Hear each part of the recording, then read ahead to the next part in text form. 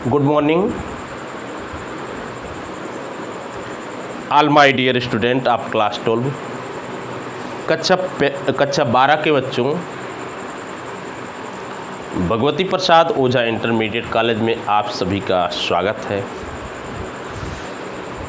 प्यारे बच्चों, हम लोग अंग्रेजी में सप्लीमेंट्री रीडर का अध्ययन कर रहे थे, जिसमें फर्स्ट चैप्टर था द थर्ड लेवल, जो कि लिखा गया है वाल्टर ब्रेडन जैक फिने के द्वारा। इसके 4 पार्ट को हम लोग देख चुके हैं। आज हम लोग 5वें पार्ट पर चलते हैं, जहाँ पर आप मिलाइएगा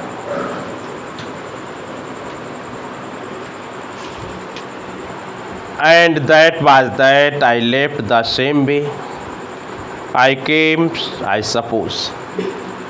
Next day during lunch hour, I drew $300 out of the bank, nearly all we had, and bought old style currency that really worried my cyclist friend. You can buy old money at almost any coin dealers, but you have to pay a premium.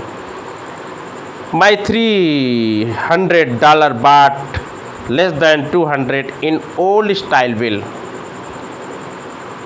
but I didn't care. Eggs were 13 cents a dozen in 1894.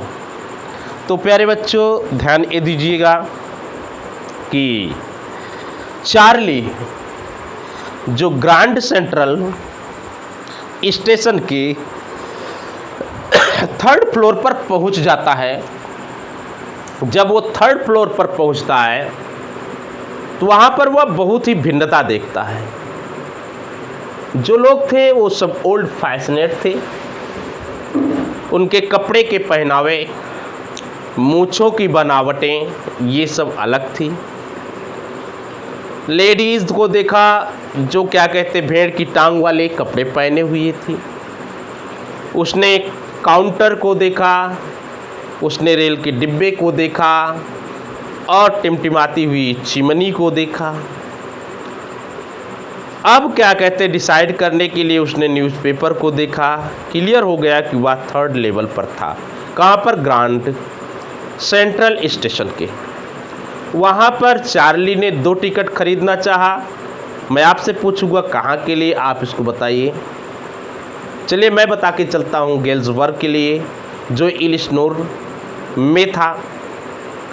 Ticket counter पर जब उसने पैसे दिए तो cashier उसकी घूरने लगा। जब उसने देखा तो उसके जो रैक था उसमें पुरानी करेंसी थी। ये पुरानी करेंसी आज चलने वाली करेंसी से 1.5 गुना बड़ी थी।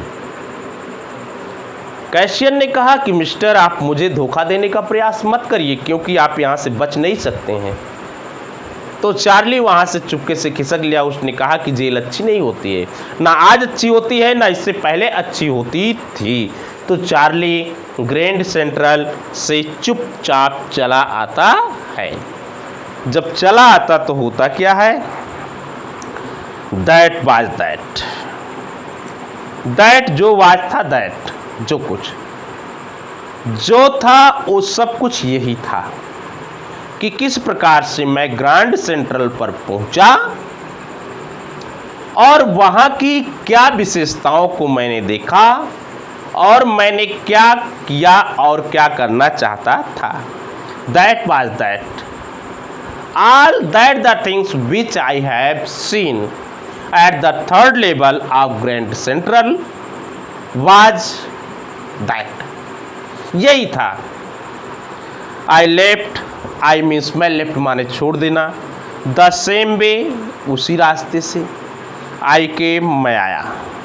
क्लियर हो रहा है बेटा? मैं उसी रास्ते से लौटा जिस रास्ते से मैं वहाँ पर आया था। आई सपोज मैं मानता हूँ। चार्ली कहता है it is my believe, according to me I returned from the same way by which I had gone at the third level of Grand Central Station. I left the same way.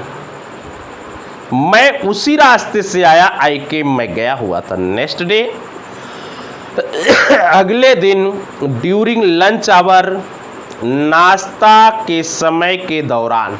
During lunch hour, बेटा नाश्ता के समय के दौरान. I drew, मैंने निकाला.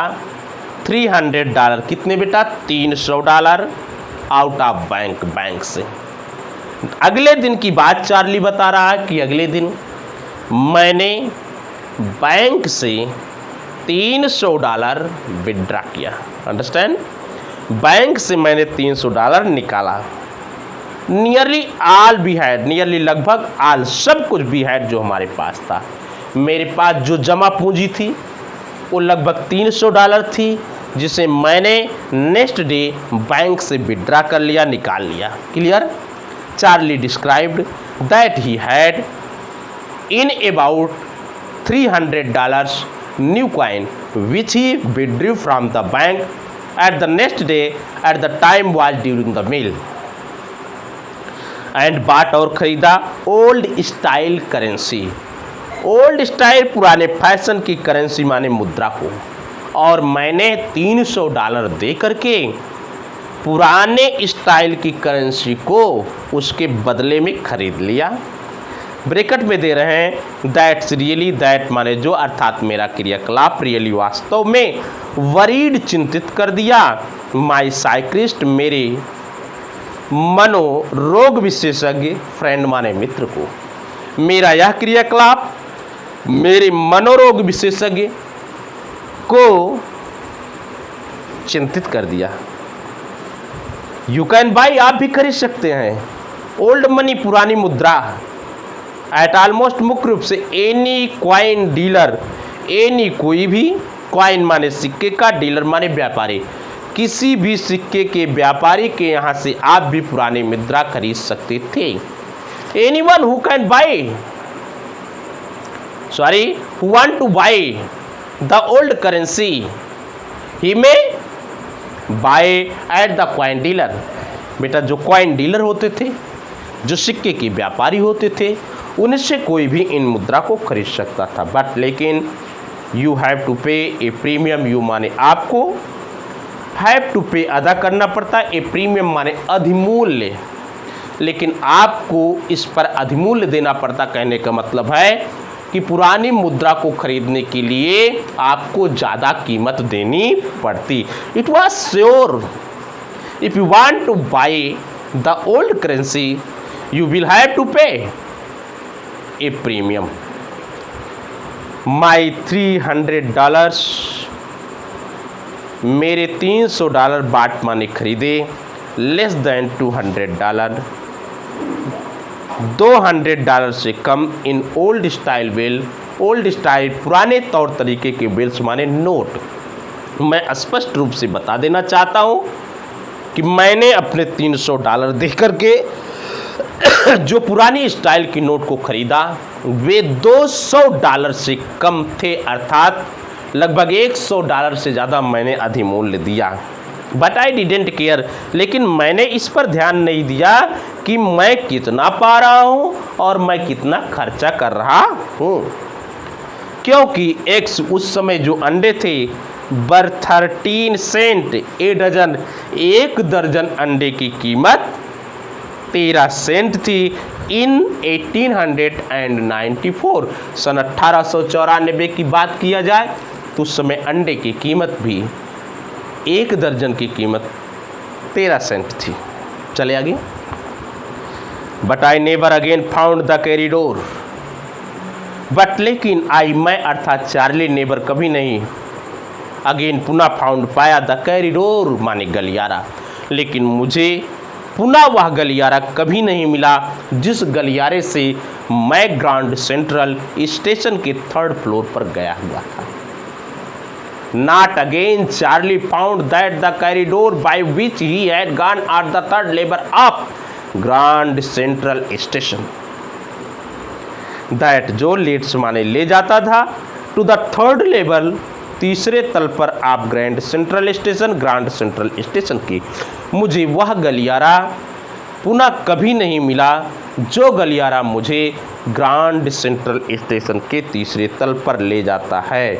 I have tried often enough, मैंने have tried प्रयास किया, ऑफन कई बार, इनफ माने पर्याप्त, मैंने पर्याप्त रूप से कई बार ग्रांड सेंट्रल स्टेशन के थर्ड लेवल को तलाशने का प्रयास किया। Clear? Louisa was pretty worried. Louisa was the wife of Charlie. Charlie की पत्नी लुइसा वाज थी प्रीटी वरीड, बहुत ही चिंतित, व्हेन जब, आई टोल्ड मैंने बताया, हर उसे, ऑल दिस ये सारी बातें। चार्ली कहता है कि जब मैंने अपनी पत्नी लुइसा को ये सारी बातें बताया, इन सारी बातों से उसे इन्फॉर्म किया, वह बहुत चिंतित थी। Louisa was pretty worried, Louisa बहुत ही चिंतित थी, when I told her all this, जब मैंने उसे ये सारी बातें बताया। And didn't want me to look for the third level any more, and और डिडेंट नहीं, वांट चाहती थी, मी माने मुझे, वह नहीं चाहती थी कि मैं लुक फॉर माने तलाश करूं, टू लुक फॉर तलाश करूं, द थर्ड लेवल तीसरे तल का, एनी मोर अब और मेरी पत्नी लुइसा नहीं चाहती थी कि मैं ग्रांड सेंट्रल स्टेशन के तीसरे तल की तलाश और भी करूं। क्लियर हो रहा है? After a while I stopped, after a while माने कुछ समय तक, आई मीन्स मैंने, स्टॉप्ड माने बंद कर दिया। बेटा कुछ समय अंतराल तक मैंने ग्रांड सेंट्रल स्टेशन के थर्ड फ्लोर की तलाश करना बंद कर दिया। I went back to my stamp, I went back मैं वापस गया, टू माई स्टैम्प अपने टिकट संग्रह पर, मैं टिकट संग्रह करता था, मैं पुनः अपने टिकट संग्रह की ओर अपने ध्यान को आकर्षित कर लिया।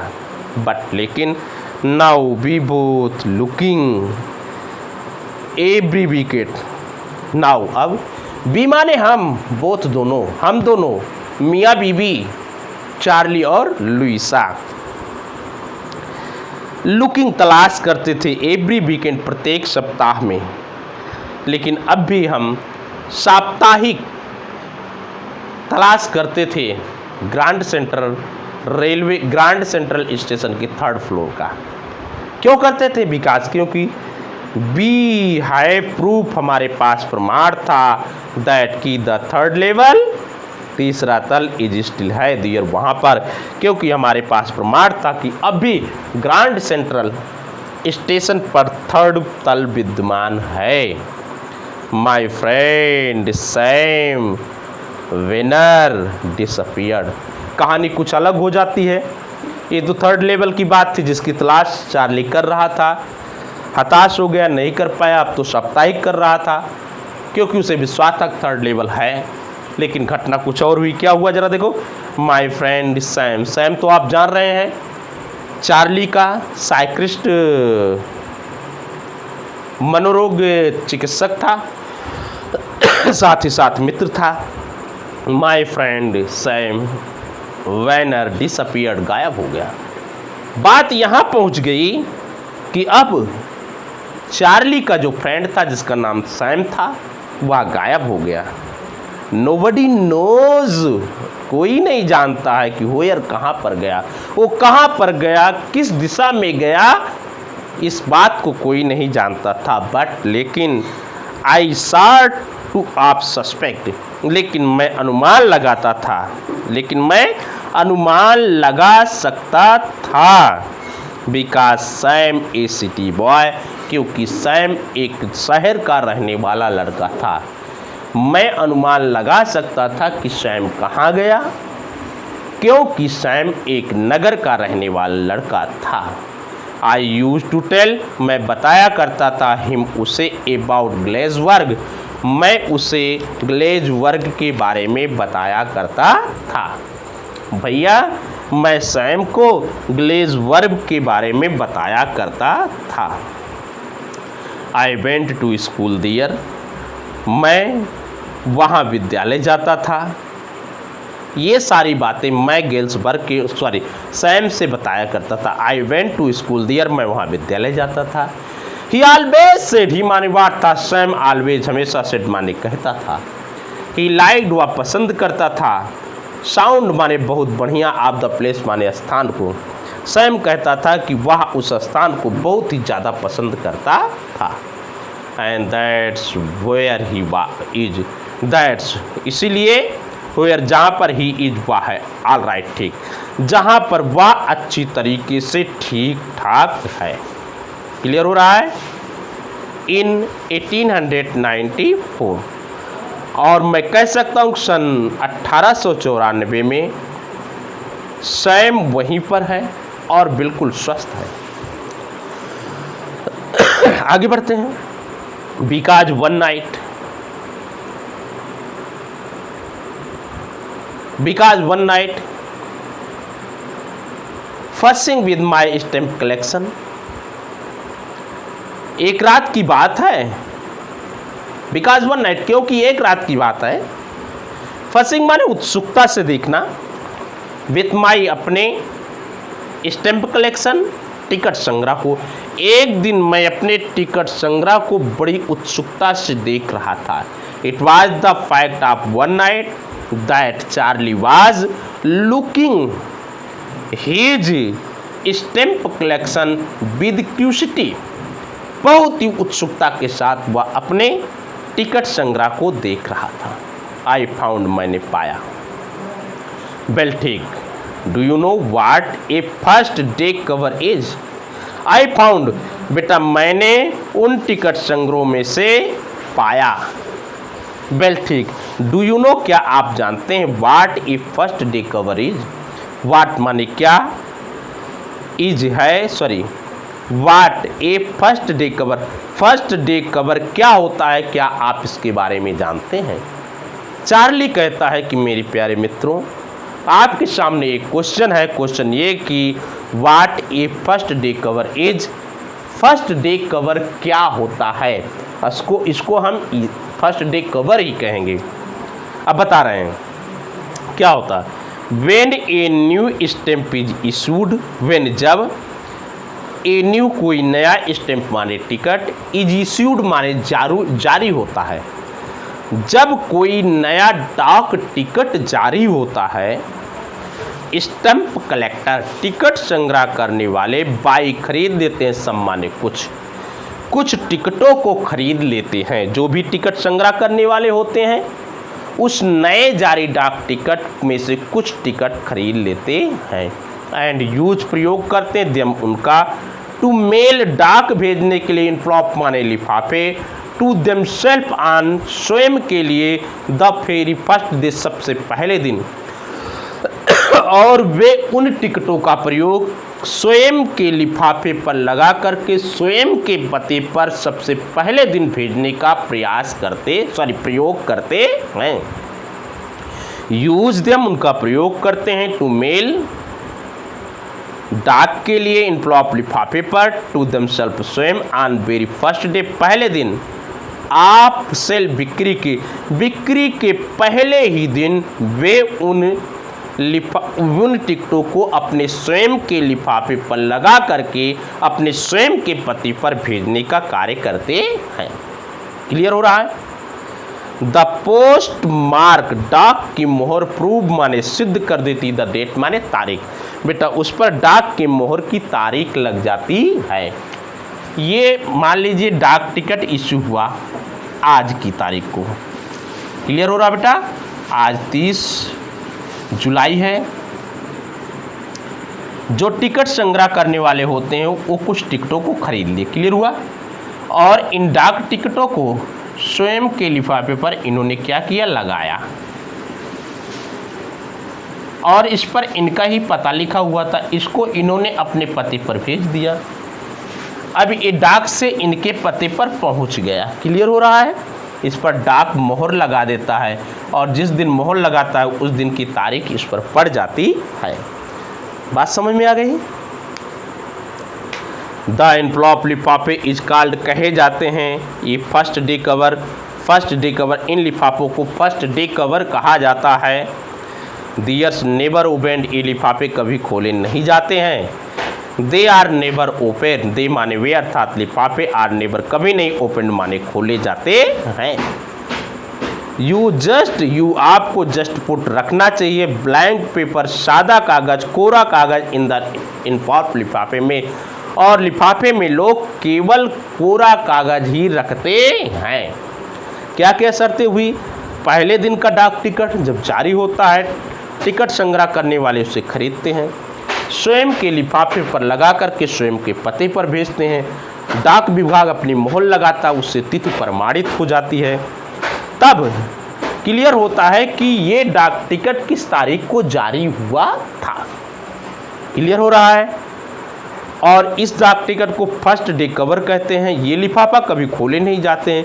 इन लिफाफों के अंदर आप केवल कोरा कागज रख सकते हैं, इससे ज़्यादा और कुछ नहीं रख सकते हैं। Blank paper in the involve, लिफाफे में केवल कोरा कागज रख सकते हैं, इसके अलावा कुछ नहीं। तो बेटा आज का एक लेक्चर यहीं पर समाप्त होता है। अगला लेक्चर अगले दिन और लास्ट लेक्चर होगा। तब तक के लिए bye bye my friends, thank you.